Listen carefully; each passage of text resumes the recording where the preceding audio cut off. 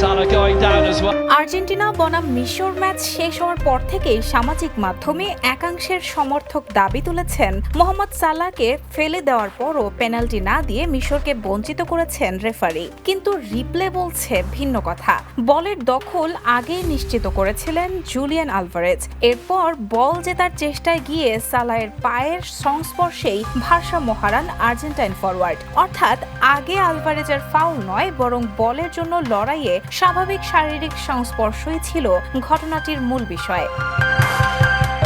ফুটবলের নিয়ম অনুযায়ী শুধু একজন খেলোয়াড় পড়ে গেলেই সেটি ফাউল হয়ে যায় না। রেফারিকে দেখতে হয় সংস্পর্শের ধরন, বলের অবস্থান এবং খেলোয়াড়ের অ্যাকশন। সেই বিবেচনাতেই রেফারি খেলা চালিয়ে যাওয়ার সিদ্ধান্ত নেন। ভিএআরও সেই সিদ্ধান্ত পাল্টানোর মতো স্পষ্ট কোনো ভুল খুঁজে পায়নি। আর মজার বিষয় হলো, একই ম্যাচে মিশরের একটি গোল কিন্তু ভিএআর দেখে বাতিল করা হয়েছে, কারণ গোল হওয়ার আগে এনজো ফার্নান্দেসের ওপর ফাউল ধরা পড়ে। ফলে শুধু একটি বিতর্কিত মুহূর্ত দেখিয়ে পক্ষপাতের অভিযোগ তোলা কতটা যৌক্তিক সেটি এখন বড় প্রশ্ন। নিয়ম না জেনে সামাজিক যোগাযোগ মাধ্যমে আবেগতাড়িত দাবি ছড়িয়ে দেওয়ার আগে পুরো ঘটনাটি এবং ফুটবলের আইন বোঝাটাই বেশি জরুরি, এমনটি মনে করছেন আর্জেন্টাইন সমর্থকরা। Rahana moon, the news.